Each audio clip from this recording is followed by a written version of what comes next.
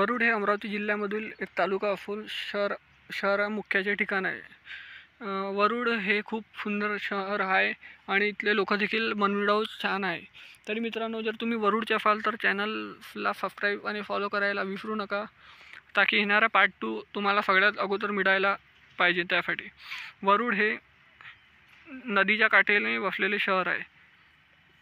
वरुड हे सुखी संपन्न शहर देखील आहे. इथे हॉस्पिटलसुद्धा आहे. वरुडमध्ये हे अमरावतीवरून 87 किलोमीटरचा प्रवास आहे. वरुडचा आपण हा रस्ता बघू शकता. वरुडचं हे शाळा बघू शकता तुम्ही. वरुडमधला आपण हे महाविद्यालय बघू शकता कशा प्रकारे बनलेलं आहे. वरुडमध्ये हे बाजारपेठ मेन बाजार चौक बघू शकता. वरुडमध्ये नगर परिषद वरुड आहे. हे प्रशासकीय इमारत बघू शकता. तहसील कार्यालय देखील वरुडमध्ये आहे आणि वरुडमध्ये एक सुसज्ज बसस्टँड, साफ सुंदर बसस्टँड देखील आहे. तरी मित्रांनो, वरुड असाल तर सबस्क्राईब करायला विसरू नका. हे आहे वरुडचं. कतलीसाठी जाणाऱ्या 11 गौवंशांना दिले जीवनदान. शेंदुरजनाघाट पोलिसांची दमदार कारवाई. कतलीसाठी जात असलेल्या 11 गौवंशांना जीवनदान देण्यात शेंदुरजनाघाट पोलिसांना यश प्राप्त झाले असून पोलिसांनी दोघांविरुद्ध गुन्हा सुद्धा दाखल केला आहे. ईदच्या पार्श्वभूमीवर पोलिसांनी केलेल्या या कारवाईला अधिक महत्त्व प्राप्त झाले असून शेंदुरजनाघाट पोलिसांचे सर्वत्र कौतुक केले जात आहे. पोलीस स्टेशन शेंदुरजनाघाट अंतर्गत येणाऱ्या पुसली धरणाच्या जवळील शेतामध्ये गौवंश जातीच्या जनावरांना कतलीकरिता बांधून ठेवल्याची गुप्त माहिती ठाणेदार तथा सहाय्यक पोलीस निरीक्षक दीपक महाडिक, पोलीस उपनिरीक्षक मंगेश शेगोकर, रवींद्र दातीर, संजय रोतवाल, वीरेंद्र अमृतकर, संदीप वानखडे, सागर लेवलकर, नितीन ठाकरे, इंद्रजित चौधरी, उमेश कुंभेकर, महेश बारवुदे यांना मिळाली असता हे घटनास्थळी रवाना झाले. पुसली धरणाजवळील शेताच्या खाली असलेल्या नाल्यामध्ये करण्याच्या उद्देशाने चारा पाण्याविना बांधलेल्या अवस्थेत 6 गौवंश जनावरे व दुसऱ्या ठिकाणी बाजूला 5 गौवंश जनावरे असे एकूण 11 गौवंश जातीचे जनावरे किंमत अंदाजे 89,000 रुपयांचे मिळून आले. या प्रकरणी 2 आरोपींविरुद्ध गुन्हा दाखल करण्यात आला असून पुढील तपास शेंदुरजनाघाट पोलीस स्टेशन करीत आहे. मात्र ईदच्या पार्श्वभूमीवर शेंदुरजनाघाट पोलिसांनी केलेल्या या दमदार कारवाईचं सर्वत्र कौतुक केलं जात. वर्ध्यातल्या 6 नगर परिषदांकरता 2 डिसेंबरला मतदान आहे. सदस्यपदाच्या 3 उमेदवारांनी माघार घेतली आहे. 3 उमेदवारांनी आपले अर्ज मागे घेतले.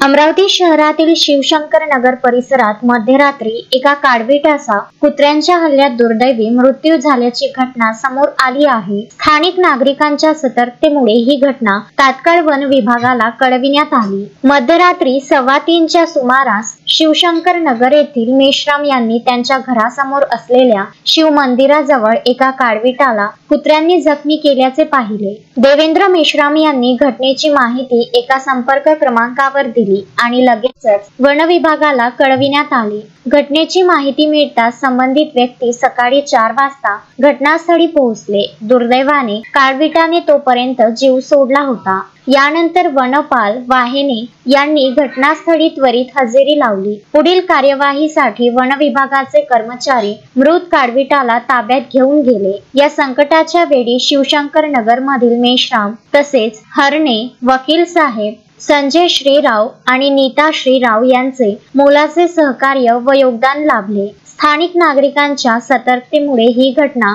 तात्काळ वन विभागाच्या निदर्शनास आली. नांदेडच्या मुदखेड तालुक्यातील शिखाचीवाडी शिवारात बिबट्याची दहशत चांगलीच वाढली आहे.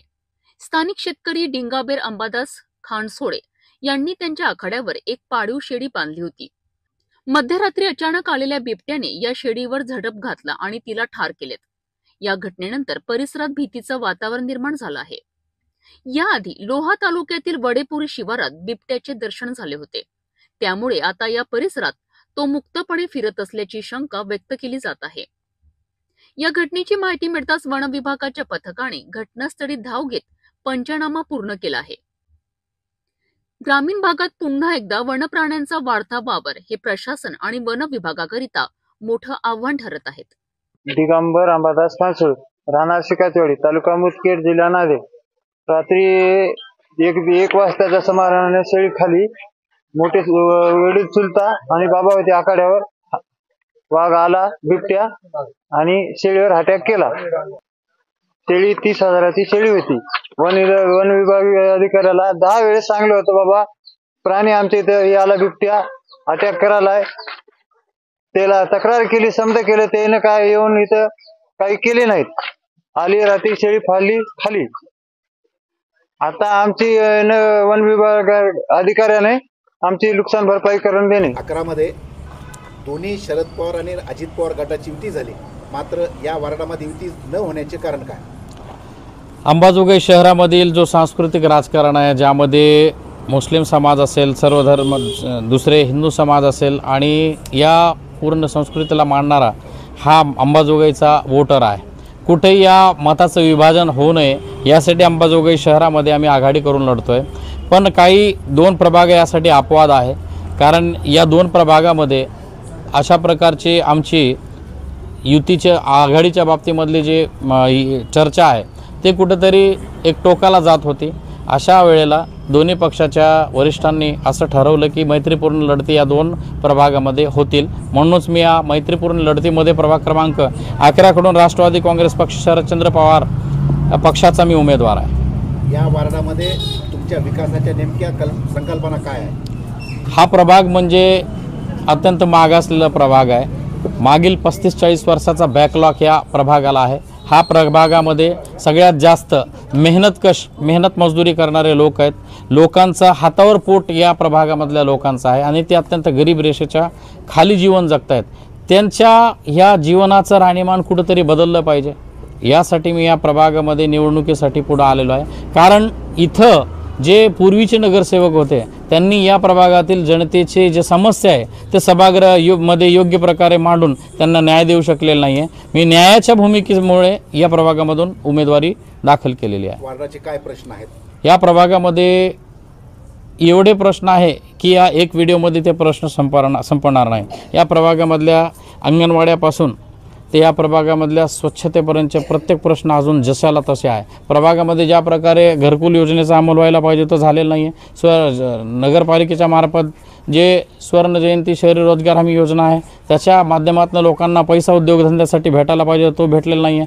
लोकांच्या छोट्या छोट्या समस्या जसे की रहिवाशीसुद्धा या प्रभागातील लोकांना भेटत नाही, कारण 5-5 वर्ष नगरसेवकाच्या भेटी या प्रभागामधील लोकांच्या होत नाही. लोकांचे छोटे छोटे विषय आहेत, जसे की बर्थ सर्टिफिकेटपासून ते मृत्यू प्रमाणपत्रापर्यंत जेवढे कागदपत्र दैनंदिन जीवनामध्ये लागत आहेत त्याच्या सुधारणा, छोट्या छोट्या सुधारण्यासाठी आमच्या आया बहिणीला जे आहे तर सरकारी कार्यालयाचे खेटे खावे लागत आहेत. मुळामध्ये नगरसेवकाचं हेच काम असतं या प्रभागामधील जनतेला या सगळ्या सोयीसुविधा एकाच छताखाली उपलब्ध झाल्या पाहिजे. तुम्ही ॲडव्होकेट आहात, तुम्ही उमेदवार आहात, नेमकी तुम्हाला तुमच्या संदर्भातले अशी कोणते 5 काम आहेत की जे या मतदारसंघातील या वार्डामध्ये लोक तुम्हाला निवडून देतील? सगळ्यात महत्त्वाची बाब, मी या विधी क्षेत्रामधील व्यवसाय करत असताना मी असं अनुभवलेलं आहे की अनेक असे गरीब लोक आहेत जे न्याय आणि हक्कापासून वंचित राहिलेले आहेत. ज्यामध्ये सगळ्यात महत्त्वाच्या बाबी अशा आहेत की लोकांना त्यांचे डॉक्युमेंटेशनसुद्धा जे खर्चिक असल्या कारणाने ते सुधारू शकलेलं नाही आहे आणि त्याच्यामुळे त्यांना शासकीय योजनांचा लाभ मिळत नाही आणि ते शासकीय योजनापासून जे आहे ते वंचित राहत आहे. माझा सगळ्यात महत्त्वाचा उद्देश हाच आहे की शासकीय योजना ज्या समाजासाठी आहे, लोकांसाठी आहे, ते त्यांना मिळायला पाहिजे. जसं की आमचा हा गवळी समाज आहे, यामध्ये बहुसंख्यक लोक हे हमाली करणारे आहेत. आता हमाली करत असताना एखाद्या व्यक्तीचा, कमावत्या व्यक्तीचा मृत्यू जर झाला असेल तर त्याच्या पाठीमागले त्याच्यावर जे आश्रित आहेत त्या लोकांना शासकीय योजनेच्या मार्फत एक सानुग्रह अनुदान असतो, त्याच्या बाबतची कुठली इथं जे साक्षरता नसल्या कारणाने त्या लोकांना मिळत नाही. आणि अशा एकच समस्या ह्या प्रभागाची नाही आहे. आमचा रविदास समाज ह्या ठिकाणी आहे, सगळ्यांनी मतं घेतलेली आहे त्यांची, पण त्या समाजासोबत न्यायाची भूमिका त्यांनी केली नाही. त्यांचा एक स्वतंत्र असा शादीखाना किंवा त्यांच्या सामाजिक सभागृहाची सुद्धा त्या ठिकाणी व्यवस्था करण्यात आलेली नाही आहे. रविदास समाज गटाईचं काम करतो, त्यांना शासनामार्फत अनुदान मिळायला पाहिजे, त्यांना त्यांच्या हक्काच्या जागा व्यवसायासाठी मिळायला पाहिजे. हा पण माझा यामागे खूप मोठा हे असेल. आणि माझ्या मिलिंदनगर भागातील असेल, पंचशील नगर भागातील असेल, हा अत्यंत गरीब असलेला माझा बौद्ध बांधव आहे. त्यांनाही कुठंही सामाजिक प्रवाहामध्ये आज तागात आणण्याचं काम कुणीही केलेलं नाही आहे. या लोकांना नगरसेवक कोण आहे आणि त्याची कामं काय आहेत हे सुद्धा माहीत नाही आहे. म्हणून माझा असा विचार झाला की या प्रभागातील लोकांना या ज्या नागरी समस्या आहेत ते फक्त स्वच्छता आणि पाणी यापुरत्या मर्यादित नाहीत, तर त्या भरपूर नागरिक समस्या आहेत. जवळपास 150 अशा योजना आहेत ज्या नगरपालिकेच्या मार्फत केंद्र आणि राज्य सरकार चालवतं. त्या योजनांची माहिती अद्यापपर्यंत कोणाला दिलेली नाही आहे. माझी यामध्ये एकमात्र अशी भूमिका राहील की त्या योजना ज्या या गोरगरिबांसाठी चालवल्या जातात त्या योजनांचा लाभ थेट त्यांना मिळाला पाहिजे. आणि मधले जे दुवे आहेत, जे मध्ये दलालीचं काम करत आहेत, त्यांच्यापासनं ह्या लोकांना जे आहे ते वाचवायचं आणि थेट त्यांच्या घरापर्यंत मदत पोहोचली पाहिजे, हा माझा एकमात्र उद्देश आहे. माझ्या शिक्षणाच्या काळापासून तर आज तागत मी सामाजिक न्यायाच्या भूमिकेतून वेगवेगळ्या भूमिका घेतलेल्या प्रशासनासोबत मी याबाबत आंदोलनं केलेली आहे. त्यांच्यासोबत माझा संघर्ष या लोकांच्या हक्कासाठी झालेला आहे. आणि मी एकमात्र हीच जमेची बाजू घेऊन जनतेसमोर एक कळकळीची विनंती घेऊन जातोय की सुशिक्षित उमेदवार आहे आणि योजनांची सगळी माहिती आहे, सभागृहामध्ये कसं बोलायचं आणि कसा निधी आपल्या पदरात पाडून घ्यायचा हे मला समजतं. म्हणून मला लोकांनी सेवेची संधी द्यावी अशी मी माझ्या जनतेला विनंती करतो. अमरावती जिल्ह्यामधील सुप्रसिद्ध आणि हिल स्टेशन जे अमरावतीचं विदर्भाचं नंदनवंदन जे आहे चिखलदरा, या ठिकाणची नगरपालिका, या नगरपालिकेच्या निवडणुकीमध्ये राज्याचे मुख्यमंत्री आदरणीय देवेंद्र फडणवीस साहेब यांचं ज्या चिखलदरामध्ये लहानपण गेलं, ज्यांचं मुख्यमंत्र्यांचं अटॅचमेंट या चिखलदराच्या हिल स्टेशनशी नेहमी राहिलं, त्या ठिकाणी त्यांचे बंधू आलाजी कलोती हे या ठिकाणी उभे होते. या ठिकाणी जेवढे या ठिकाणी 9-10 कॅन्डिडेटनी फॉर्म भरले होते त्या सगळ्यांनी मुख्यमंत्र्यांच्या नेतृत्वावर विश्वास ठेवून मुख्यमंत्र्यांच्या विकासाचा जो आराखडा आहे, ज्या विकासाच्या माध्यमातून चिखलदराला चांगलं विकसित करायचं आहे, अशा सगळ्या विकासाच्या योजनेला समोर पाहून आज या ठिकाणी सगळ्यांनी या ठिकाणी विड्रॉ केलेला आहे. त्यामध्ये आपला शेख इर्शाद जो काँग्रेसचा उमेदवार होता त्यांनी सुद्धा या ठिकाणी चिखलदराच्या डेव्हलपमेंटसाठी शेख इर्शाद काँग्रेसचा उमेदवार यांनी सुद्धा माघार घेतलेली आहे. गवळी समाजाचे अनेक उमेदवार होते, त्यांनी सुद्धा माघार घेतलेली आहे. आणि अनअपोज या ठिकाणी आल्हादजी कलोती मुख्यमंत्र्यांचे बंधू या ठिकाणी निवडून आलेले आहे. या नगरपालिकेच्या नेतृत्वामध्ये राजूभाऊ सोमवंशी जे नगर अध्यक्षाचे आमचे कॅन्डिडेट आहे, त्यांच्या सुद्धा नेतृत्वावर सगळ्यांनी विश्वास ठेवला. या ठिकाणी विश्वास ठेवून ही जी भूमिका आज या ठिकाणी घेतलेली आहे हे फक्त चिखलदराच्या विकासासाठी घेतलेली आहे. ज्यांनी ज्यांनी विड्रॉ केला त्यांचं सगळ्यांचं मनापासून मी धन्यवाद मानतो. आणि विकासासाठी पुढच्या लोकांनी सुद्धा पुढे येऊन अशा प्रकारचा विड्रॉ करून एकत्र बसलं पाहिजे आणि चिखलदराचा विकास केला पाहिजे, हे सगळ्यांना मी आवाहन करतो. जय श्रीराम. जय श्रीराम. शेतात कुंपणाच्या तारेत अडकून जखमी झालेल्या बिबट्याला वन विभागाच्या पथकाने अथक प्रयत्नानंतर जेरबंद केलं. यवतमाळ जिल्ह्याच्या बोरगाव मदानी शेत शिवारात ही घटना घडली. जाम विभागाच्या पथकाने जखमी बिबट्याला उपचारासाठी वर्धा इथं दाखल केलं. बोरगाव मदानी परिसरात शेतातील कुंपणात अडकून चपताळलेला बिबट अखेर वन विभागानं जेरबंद केला. जखमी अवस्थेतील या नर बिबट्याच्या हालचालीमुळे परिसरात मोठी गर्दी उसळली होती. यवतमाळ वन परिक्षेत्राच्या पथकानं कोणतीही बेशुद्धीची कारवाई न करता अत्यंत कौशल्याने बिबट्याला तारेतून मुक्त करून पिंजऱ्यात सुरक्षित पकडलं. पायासह पोटालाही गंभीर दुखापत झाल्यानं त्याच्यावर प्राथमिक उपचार करून त्याला वर्धा इथं रेस्क्यू सेंटरमध्ये पाठवण्यात आले आहे. उपचारानंतर बिबट्याला पुन्हा नैसर्गिक अधिवासात सोडण्यात येणार असून या संपूर्ण कारवाईत वन विभागाच्या वेळेवर केलेल्या तत्परतेचे सर्वत्र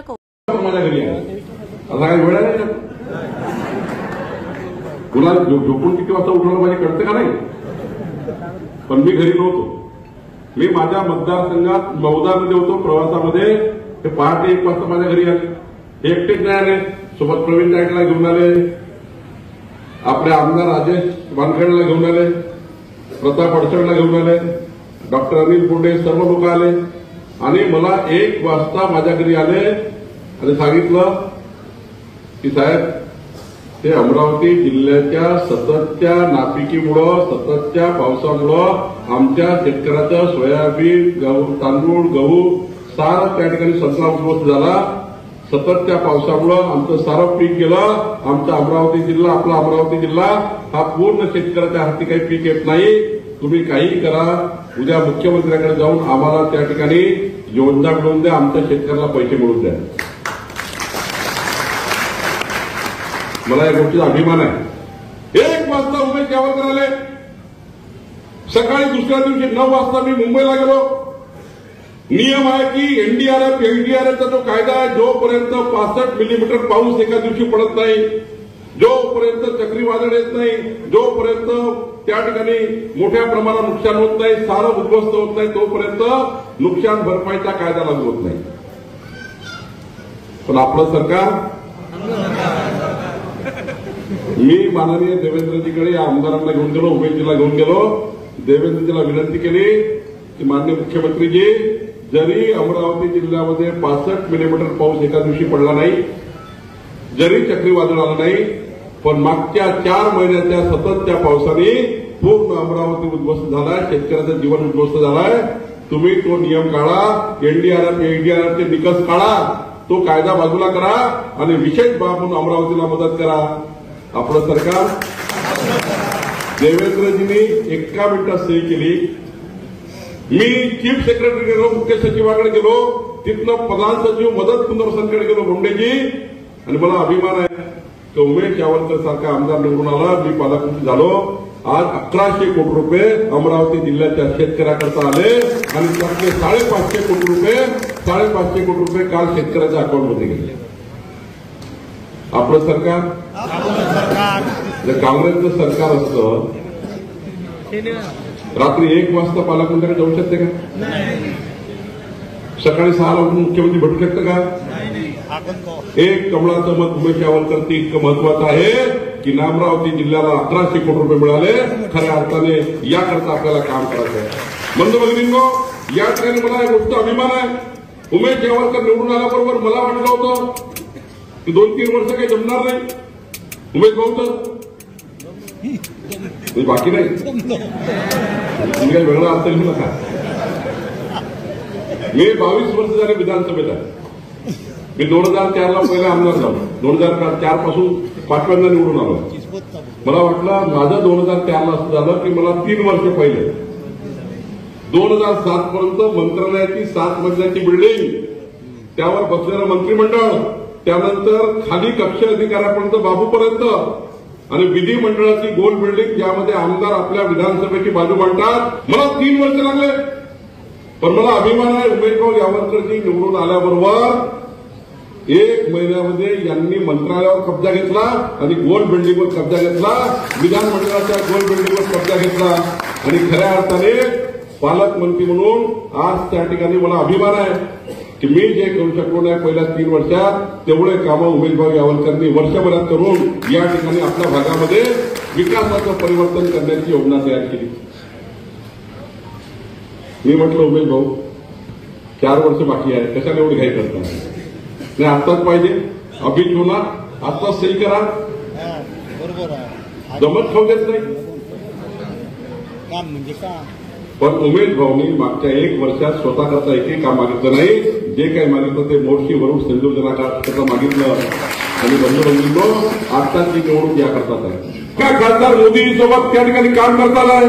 एकीकडे मोदींचं सरकार, दुसरीकडे देवेंद्रजींचं सरकार, तिसरीकडे पालकमंत्री मी, चौथीकडे अनिल बोंडे खासदार, पाचवीकडे उमेश यावलकर आमदार. पण जर नगराध्यक्ष आपला नसेल तर आम्हाला सर्वांना राहून उपयोग नाही. आणि म्हणून तुम्हाला संकल्प घ्यायला या ठिकाणी आलो आहे. कोणाला तिकीट मिळेल हा नंतरचा भाग आहे, कोण पदावर जाईल हा नंतरचा भाग आहे. आपण हे त्या ठिकाणी कुणाला नगराध्यक्ष, कुणाला मंत्री, आमदार करण्याकरता काम करत नाही. भारतीय जनता पार्टी काम करत नाही. बघा, मागच्या वेळी मी 3 जिल्ह्याचा पालकमंत्री होतो. 2014 ते 19. वर्धेचा पालकमंत्री मी, भंडाराचा पालकमंत्री मी, नागपूरचा पालकमंत्री मी. आणि वेळेवर माननीय आपल्या पक्षाने सांगितलं की तुम्ही निवडणूक लढायची नाही, तुम्ही पक्षाचं काम करायचं. मी 2 लाख मतं घेऊन निवडून आणला आमदार. पण मी पक्षाने सांगितलं, चेहऱ्यावर एवढीशी दिलं नाही, थोडीशी नाराजी तयार केली नाही. ज्या पक्षाने मला 5 वेळा आमदार केलं, एकदा आमदार नाही केलं तर का बिघडलं? बंधू भगिनींनो, मी ठरवलं मला वेळेवर एका जिल्हा परिषद मेंबरला तिकीट द्यावं लागली आणि 100% तो आमदार निवडून आला. आमदार, खासदार, मंत्रीपद हे काही आपलं साध्य नाहीये. आपल्या पक्षात हे काही साध्य नाहीये. सरकार हे काही आपलं साध्य करता नाही. मंत्रीपद मिळवण्याकरता नाही, आमदारकी मिळवण्याकरता नाहीये. चंद्रभाऊची आमदारकी मिळवण्याकरता नाहीये, बावनकुळेचं मंत्रीपद मिळवण्याकरता नाहीये. आपलं ध्येय काय?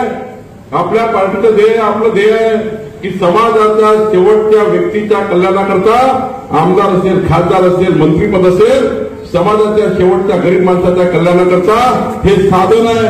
या साधनातून समाजाचा विकास होतो आणि म्हणून हे मंत्रीपद, आमदार, खासदारकी आहे. आणि म्हणून या ठिकाणी माझी विनंती आहे की आपल्याला ध्येयाकरता काम करायचं आहे. आपला नगराध्यक्ष निवडून आणायचा आहे, आपली बॉडी निवडून आणायची आहे आणि मोदी सरकारच्या, देवेंद्रच्या सरकारच्या, पालकमंत्रीच्या 126 योजना उमेदभाऊ यावरकरांना आणलेला पैसा या ठिकाणी खर्च करायचा आहे. आणि म्हणून मी तुम्हाला संकल्प घ्यायला बोलवलाय. घ्याल का संकल्प माझ्यासोबत? माझ्यासोबत संकल्प घ्याल का? तुम्ही पण सांगितलं मला पालकमंत्री, मला जास्तीत जास्त मदत पाहिजे. तुम्ही तिन्ही नगराध्यक्ष उमेदवार निवडून आणा, बोंडेजी निवडून आणा. मी गरज पडली तर नागपूरला विनंती करेन देवेंद्रजींना की उमेदभाऊ यावरकरच्या मतदारसंघात 50-100 कोटी जास्त खर्च करायला लागले तरी करू, पण उमेदभाऊला पूर्ण ताकद दिल्याशिवाय आम्ही राहणार नाही. तुम्हाला पूर्ण ताकद दिल्याशिवाय राहणार नाही. माननीय नितीन गडकरीजी, बोंडेजी, मला परवा नितीन गडकरी तिकडे गेले, बोंडेजी आपले यावरकरजी तिकडे सही करून आले. मला कळत नाही एक गोष्ट, हे फार दुर्पस्ती आहे. दुर्पस्ती म्हणजे अशी चुपचाप कागद देतात, भाऊ येतात, बघून घ्या बरं जरा, पाहून घ्या बरं जरा, आणि बरोबर प्रेमानं आपला